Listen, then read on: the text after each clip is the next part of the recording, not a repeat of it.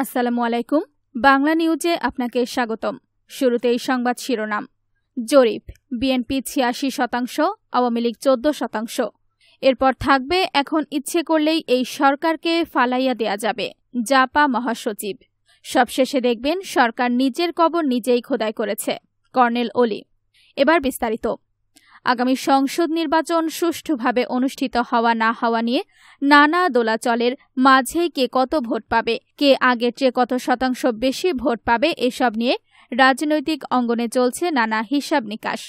প্রধানমন্ত্রী শেখ হাসিনার তথ্য ও যোগাযোগ প্রযুক্তি বিষয়ক উপদেষ্টা ও তার ছেলে সজীব ওয়াজেদ জয় সম্প্রতি দাবি করেছেন, আগামী নির্বাচনে ২০০৮ সালের নির্বাচনের চেয়েও বেশি ভোট পাবে আওয়ামী লীগ। সোমবার আওয়ামী লীগের ধানমন্ডি কার্যালয়ে দলের কেন্দ্রীয় নেতাদের সঙ্গে বৈঠক শেষে সাংবাদিকদের জয় তার ব্যক্তিগত জরিপের কথা উল্লেখ করে বলেছেন, আমার জরিপের রেজাল্ট এত ভালো আসছে যে আজকে যদি নির্বাচন হয় আওয়ামী লীগ ২০০৮ সালের চেয়েও বেশি ভোট পাবে। ২০০৮ সালের চেয়েও বিপুল ল্যান্ডস্লাইড হবে আওয়ামী লীগের পক্ষে। এটা একদম সায়েন্টিফিকলি জরিপ করে আমরা বের করেছি। জরিপটা আমি প্রত্যেক বছরই করি। সেটা আমার একটা প্রফেশনাল কোম্পানি আছে, তাদেরকে দিয়েই করাই। জরিপটা আমি নিজেই ডিজাইন করি, মনিটর করি। ওর ওপর আমি স্টাডি করেছি, ক্লাসও করেছি। আমার দৃঢ় বিশ্বাস আমাদের জরিপ হচ্ছে one of the most accurate সারা দেশে। আওয়ামী লীগ আগামী নির্বাচনে ক্ষমতায় আসবেই। আওয়ামী লীগকে ভোটে হারানোর মতো দল আর বাংলাদেশে নাই। জয়ের এই ব্যক্তিগত জরিপ নিয়ে রাজনৈতিক অঙ্গনে নানা পর্যালোচনা ও তর্ক-বিতর্ক হচ্ছে। কেউ হাস্যরস করছেন, কেউ বলছেন দলের নেতাকর্মীদের সাহস যোগাতে ও তাদেরকে ধরে রাখতে জয়ের এমন কথিত জরিপ তত্ত্ব। আবার ক্ষমতাসীনদের সমর্থকরা এই জরিপ বিশ্বাসও করছেন। এমন বিতর্কের মাঝেই অ্যানালাইসিস বিডির পক্ষ থেকে বুধবার একটি জরিপ পরিচালনা করা হয়। জরিপে ৮৬% ভোট পড়েছে বিএনপির পক্ষে ও ১৪% ভোট পড়েছে আওয়ামী লীগের পক্ষে। জরিপে দুটি মাত্র অপশন থাকায় অন্য দলগুলোর পক্ষে মতামত নেওয়া সম্ভব হয়নি। অ্যানালাইসিস বিডির অফিসিয়াল ফেসবুক পেজে ২৪ ঘণ্টা ধরে চালানো এই জরিপের একমাত্র প্রশ্ন ছিল, আগামী নির্বাচনে আপনি কোন দলকে সমর্থন দিবেন। ফেসবুকের নিয়ম অনুযায়ী সেখানে দুটি মাত্র অপশন দেওয়ার সুযোগ ছিল। একটি ছিল আওয়ামী লীগ, অপরটি ছিল বিএনপি। জরিপে অংশগ্রহণ করেছেন মোট ৯৬২ জন। এর মধ্যে ৮২৩ জন বিএনপির পক্ষে মত দিয়েছেন, বাকি ১৩৯ জন মত দিয়েছেন আওয়ামী লীগের পক্ষে। এদিকে অ্যানালাইসিস বিডির জরিপে জয়ের জরিপের সম্পূর্ণ বিপরীত ফলাফল আসায় জয়ের জরিপের বিশ্বাসযোগ্যতা নিয়ে উঠেছে প্রশ্ন। একটি অনলাইন পত্রিকার পেজের ফলোয়াররা সবসময় মিশ্র মতের হয়ে থাকে। অ্যানালাইসিস বিডির ফেসবুক পেজেও মিশ্র মতের অর্থাৎ সকল দল ও মতের ফলোয়ারদের উপস্থিতি রয়েছে। তাই এখানে একটি দলের পক্ষের ফলোয়াররাই বেশি ভোট দিয়েছেন এমন প্রশ্ন আনাও ঠিক হবে না। এমন অবস্থায় অনেকেই মনে করছেন বাস্তবতার সঙ্গে জয়ের এই তথ্যের কোনো মিল নেই। ২০১৪ সালের বিতর্কিত নির্বাচনের আগেও জয় এভাবেই এই জরিপের কথা উল্লেখ করে বলেছিলেন যে তার কাছে তথ্য আছে, আগামী নির্বাচনে আওয়ামী লীগ জিতবে। বিএনপি মহাসচিব মির্জা ফখরুল ইসলাম আলমগীর জয়ের জরিপকে উদ্দেশ্য করে মঙ্গলবার বলেছেন, ২০১৪ সালের নির্বাচনের আগে এসে বলেছিলেন নির্বাচনে আওয়ামী লীগ জিতবেই, তথ্য আছে। আজকে আবার সেই তথ্য এসে গেছে। এবার বলছেন আগামী নির্বাচনে আওয়ামী লীগ জিতবে, বেশি ভোটে জিতবে। তিনি বলেন, আমাদের প্রশ্ন হচ্ছে কোন তথ্যের ওপর ভিত্তি করে এই কথা বলেন। ফখরুল আরও বলেন, যিনি বলছেন তিনি বেশিরভাগ সময় বিদেশেই সময় কাটান, এক এক সময় এসে এক এক কথা বলেন। দেন না একটি নির্বাচন, তাহলে তো প্রমাণ হয়ে যায়।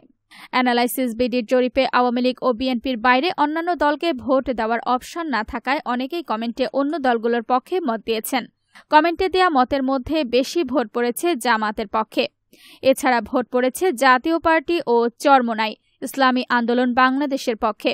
অরাজনৈতিক দল হলেও কেউ কেউ হেফাজতে ইসলামের পক্ষেও ভোট দিয়েছেন। অন্যদিকে জাতীয় পার্টি জাপার মহাসচিব মুজিবুল হক চুন্নু বলেছেন, আওয়ামী লীগ এখন বড় বিপদে আছে, ইচ্ছে করলেই এই সরকারকে ফালাইয়া দেয়া যাবে। এমন অবস্থায় আছে এক মুহূর্তেই ফালাইয়া দেয়া যাবে। চুন্নু বলেন, আওয়ামী লীগ এখন ভয় আছে। এ কারণেই ভয় আছে আগামীতে যদি বিএনপি জামাত ক্ষমতায় আসে আওয়ামী লীগের খবর আছে। দুপুরে জাপা মহাসচিব তার নির্বাচনী এলাকা কিশোরগঞ্জের করিমগঞ্জ উপজেলার জয়কা ইউনিয়নের বিভিন্ন সড়কের উন্নয়নমূলক কাজের উদ্বোধন শেষে বারুক বাজারে এক জনসভায় প্রধান অতিথির বক্তব্যে এসব কথা বলেন। চুন্নু বলেন, আওয়ামী লীগ সরকার সবকিছুর দাম বাড়িয়ে দিয়েছে। বিদ্যুৎ নাই, 24 ঘন্টার মধ্যে 8 ঘন্টা, 12 ঘন্টাও থাকে না। মানুষ কষ্টে আছে। এই পরিস্থিতিতে তারা হাতে পায়ে ধরে বলছে তাদের ছেড়ে চলে না যেতে। এতদিন তাদের সাথে ছিলাম, তাদের ছেড়ে যেন চলে না যায়। চুন্নু এ সময় বলেন, বিএনপিও চাইছে আমরা তাদের সাথে যোগ দেই। তারা বলছে আমরা কি চাই, আমরা তাদের কাছে চাইতে পারি বিরাট কিছু, তবে তারাও ভালো না। বিদ্যুতের দাবিতে আন্দোলন করায় 21 জনকে মেরেছিল তারা। জাপা মহাসচিব বলেন, আমরা আগামী 1 বছর সংগঠন ঠিক করব, দলটাকে একটু গুছাবো, জোরদার করব। 1 বছর পরে সিদ্ধান্ত নেব কার পক্ষে যাব। চুন্নু এ সময় বলেন, বঙ্গবন্ধুর মৃত্যুর পর আওয়ামী লীগ 21 বছর ক্ষমতার বাইরে ছিল। এ সময় তারা 4 খণ্ডে বিভক্ত হয়ে গিয়েছিল, অস্তিত্ববিলীন হয়ে যাওয়ার অবস্থা হয়েছিল। বিএনপি 13 বছর ধরে ক্ষমতায় নাই, উপবাস। আওয়ামী লীগ চাইছে বিএনপিকে মুসলিম লীগের অবস্থা করে দিতে। জাতীয় পার্টি 90 থেকে 2022, এই 32 বছর ক্ষমতায় নাই। এই সময়ের মধ্যে এদেশের রাজনৈতিক যে খেলা, এই খেলায় এই দেশের ক্ষমতায় যাওয়ার খেলায় জাতীয় পার্টি শুধু রেফারির ভূমিকা পালন করে গেছে। আগামীতে রেফারি না ম্যারাডোনার খেলা খেলবে জাতীয় পার্টি।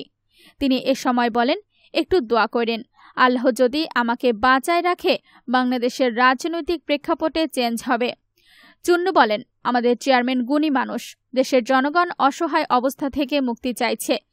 তার মতামত অনুযায়ী সামনে আমাদের সিদ্ধান্ত জনগণের পক্ষেই যাবে। আওয়ামী লীগের কর্মীদের প্রতি প্রশ্ন রেখে চুন্নু বলেন, আওয়ামী লীগের কর্মী বাবারা, প্রশাসন নিয়ে তোমরা বেড়াগিরি দেখাও। বিএনপি জামাত ক্ষমতায় এলে তোমাদের বাড়ি ঘরে হামলা হবে, উপায় নাই, কুইটালব পিটায়া। অপরদিকে লিবারেল ডেমোক্রেটিক পার্টির প্রেসিডেন্ট ডক্টর কর্নেল অলি আহমেদ বীর বিক্রম বলেছেন, ষড়যন্ত্রের মাধ্যমে ক্ষমতা দখলকারী নিশিরাতের জনবিচ্ছিন্ন সরকার মনে করে আওয়ামী লীগ হল দেশের সবকিছুর মালিক মুক্তার। আওয়ামী লীগ এবং তাদের অঙ্গ সংগঠনের সদস্যবৃন্দরা হল এর স্বত্বাধিকারী। গত 13 বছর দেশে মানবাধিকার, ন্যায় বিচার, সুশাসন এবং জবাবদিহিতা নাই বললেই চলে। এর সুযোগ নিয়ে অন্যায়ভাবে ক্ষমতায় টিকে থাকার জন্য আওয়ামী লীগের নেতাকর্মীরা এবং কিছু সংখ্যক দুর্নীতিবাজ কর্মকর্তা ও কর্মচারী একে অপরের পরিপূরক হিসেবে কাজ করছে। তারা সুপরিকল্পিতভাবে দেশের প্রত্যেকটি প্রতিষ্ঠান এবং সংস্থাকে ধ্বংস করে দিয়েছে। বর্তমানে কোনো সংস্থা বা প্রতিষ্ঠান প্রশ্নবিদ্ধের ঊর্ধ্বে নেই। অনেকেই বর্তমান সরকারের পূজারী হিসেবে কাজ করছে। সরকারি পৃষ্ঠপোষকতায় মাদক অসামাজিক কার্যকলাপ নিত্যদিনের ঘটনায় পরিণত হয়েছে। দুর্নীতি, অন্যায়, অবিচার এবং নির্যাতন সমাজের রন্ধ্রে রন্ধ্রে প্রবেশ করেছে। এমনকি সর্বনিম্ন স্তরে খাজনা দিতে গেলেও ঘুষ দিতে হয়। সামগ্রিকভাবে সমাজ ধ্বংসের শেষ দ্বারপ্রান্তে উপনীত হয়েছে।